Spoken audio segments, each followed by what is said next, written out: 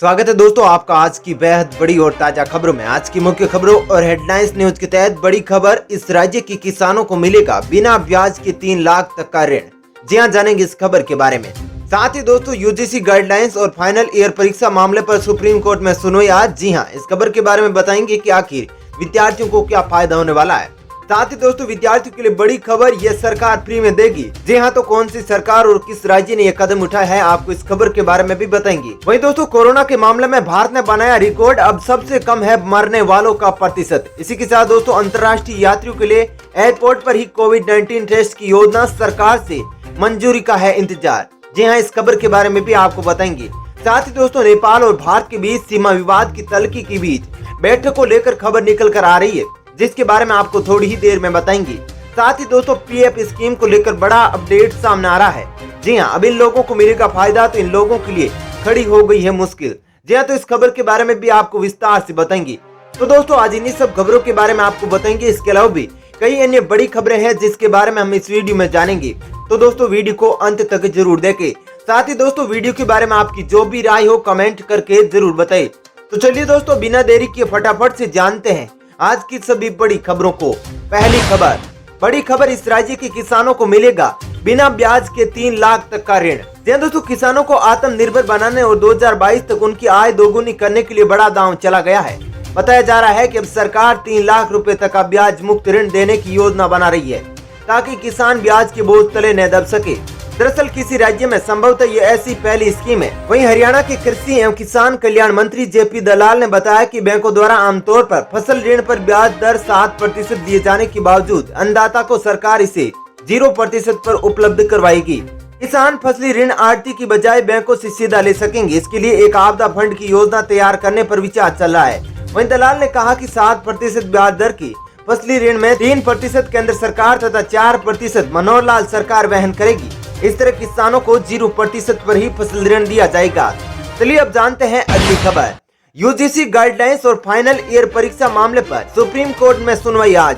जी हां दोस्तों, विश्वविद्यालय अनुदान आयोग यूजीसी की संशोधित गाइडलाइंस और फाइनल ईयर परीक्षाओं को लेकर सुप्रीम कोर्ट में दायर याचिकाओं की सुनवाई कल 18 अगस्त 2020 को होगी। इससे पहले शुक्रवार 14 अगस्त 2020 को सुप्रीम कोर्ट की न्यायमूर्ति अशोक भूषण की अध्यक्षता वाली पीठ ने मामले की सुनवाई को 18 अगस्त के लिए टालने का फैसला लिया था।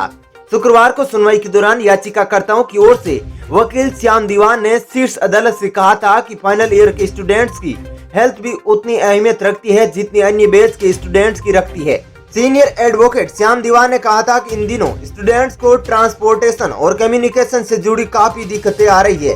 चलिए अब जानते हैं अगली खबर को। उससे पहले आपसे एक छोटी सी विनती है कि इस वीडियो को लाइक और शेयर जरूर कीजिएगा, साथ ही हमारे चैनल को सब्सक्राइब जरूर कर ले। कोविड-19 से दुनिया में सबसे कम मृत्यु दर भारत में, अब तक 3 करोड़ से अधिक हुई टेस्टिंग। जी दोस्तों, केंद्रीय स्वास्थ्य मंत्रालय ने रविवार को बताया कि देश में 18 जून को कोरोना से मृत्यु दर 3.33% थी, जो अब गिरकर 1.93% हो गई है, जो दुनिया में सबसे कम है। वही मंत्रालय के अनुसार अमेरिका में 50,000 मरीजों की मौत 23 दिन में हुई थी। साथ ही ब्राजील में 95 दिन में इतनी ही मौतें हुई थी। इसी के साथ भारत में 50,000 मौतों का आंकड़ा 156 दिन में पहुंचा है। साथ ही पिछले 24 घंटों में 53,000 से अधिक मरीज ठीक हुए हैं। 3 करोड़ से अधिक टेस्टिंग। स्वास्थ्य मंत्रालय ने टेस्टिंग पर जोर देते हुए कहा कि समय से और आक्रामक परीक्षण पर ध्यान केंद्रित करते हुए भारत 3 करोड़ से अधिक परीक्षण कर चुका है। उन्नत और समय पर परीक्षण से न केवल कोरोना पॉजिटिव की दर को कम रखा गया है, बल्कि मृत्यु दर भी कम हुई है। चलिए दोस्तों जानते हैं अगली खबर, राष्ट्रपति रामनाथ कोविंद ने एचआरडी मंत्रालय का नाम शिक्षा मंत्रालय करने की दी मंजूरी। जी दोस्तों, राष्ट्रपति रामनाथ कोविंद ने सोमवार को मानव संसाधन विकास मंत्रालय का नाम बदलकर शिक्षा मंत्रालय करने को मंजूरी दे दी है। ये जानकारी एक आधिकारिक अधिसूचना में दी गई है। नई राष्ट्रीय शिक्षा नीति के मसौदे में मंत्रालय का नाम बदलने समेत कई अहम सिफारिशें की गई थी। पिछले ही महीने केंद्रीय मंत्रिमंडल ने इस नीति को मंजूरी दी थी। चलिए दोस्तों जानते हैं अगली खबर, अंतर्राष्ट्रीय यात्रियों के लिए एयरपोर्ट पर ही कोविड-19 टेस्ट की योजना, सरकार से मंजूरी का इंतजार। दोस्तों दिल्ली पहुंचने वाले अंतर्राष्ट्रीय यात्रियों को हवाई अड्डे पर जल्दी कोरोना वायरस के लिए खुद का टेस्ट करवाना पड़ सकता है और परिणाम नकारात्मक होने पर क्वारंटीन में जाने की जरूरत नहीं पड़ेगी। अधिकारियों का कहना है कि अभी इस योजना को स्वास्थ्य मंत्रालय से मंजूरी मिलना बाकी है, लेकिन इसको मंजूरी मिल जाती है तो दिल्ली के इंदिरा गांधी एयरपोर्ट का स्टाफ टेस्टिंग के लिए तैयार है।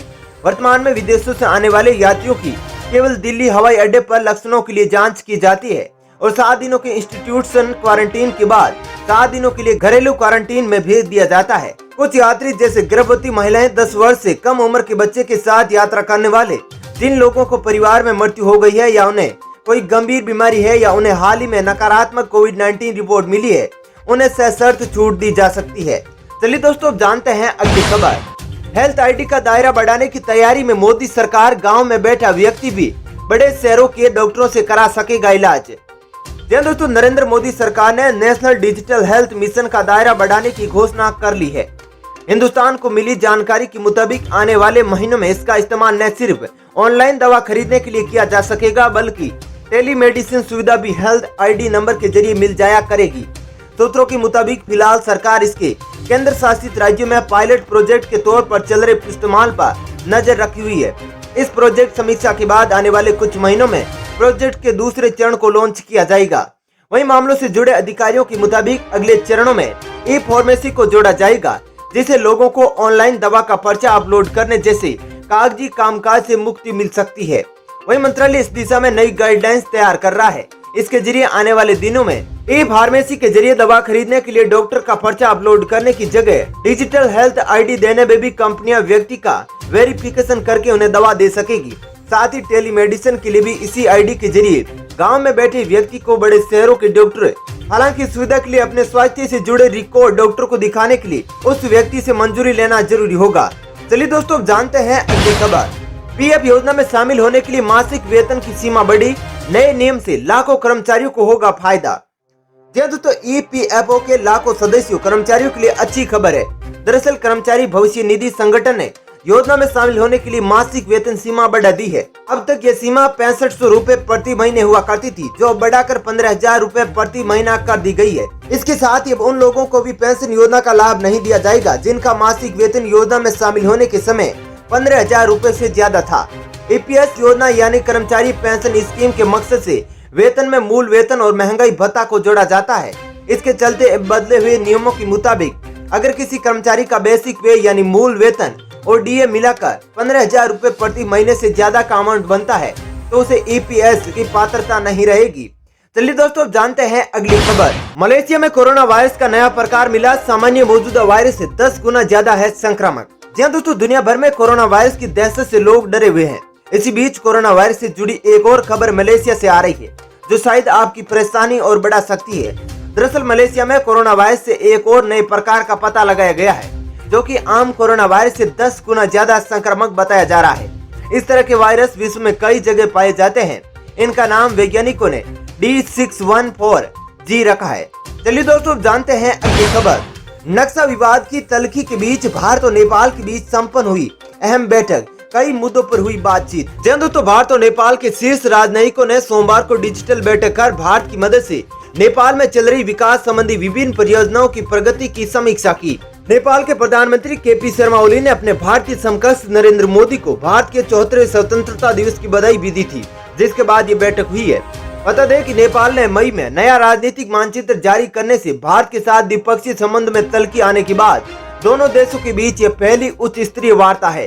नेपाल के विदेश मंत्रालय के सूत्रों के अनुसार नेपाल विदेश सचिव शंकरदास बैरागी और नेपाल में भारतीय राजदूत विजय मोहन क्वात्रा ने इस समीक्षा बैठक में अपने अपने देश के प्रतिनिधि मंडल का नेतृत्व किया। चलिए दोस्तों, जानते हैं अगली खबर। पंजाब सरकार की ओर से विद्यार्थियों के लिए बड़ा ऐलान, अब 12वीं कक्षा तक होगी मुफ्त में पढ़ाई। दोस्तों, पंजाब की तरफ से राज्य के सरकारी स्कूलों में पढ़ते विद्यार्थियों को बड़ी अच्छी खबर देते हुए पहली कक्षा से लेकर 12वीं कक्षा तक मुफ्त पढ़ाई करने का ऐलान किया है। इस संबंध में पंजाब सरकार की तरफ से नोटिफिकेशन भी जारी कर दिया गया है। बता दें कि इस बारे में पहले पंजाब मंत्रिमंडल की बैठक में फैसला लिया गया था, जिसके बाद इस नोटिफिकेशन को जारी किया गया है। वहीं पंजाब के राज्यपाल की तरफ से राज्य के सभी विद्यार्थियों को शिक्षित करने के मंतव्य से सरकारी स्कूलों में पहली से 12वीं कक्षा तक सभी विद्यार्थियों को मुफ्त शिक्षा की सुविधा मुहैया कराने की मंजूरी दी गई है। दोस्तों, फिलहाल इस वीडियो में इतना ही। ऐसी ही खबरें देखते रहने के लिए आप हमारे चैनल को सब्सक्राइब जरूर कीजिएगा। साथ ही दोस्तों, वीडियो के बारे में आपकी जो भी राय हो कमेंट करके जरूर बताइए। धन्यवाद।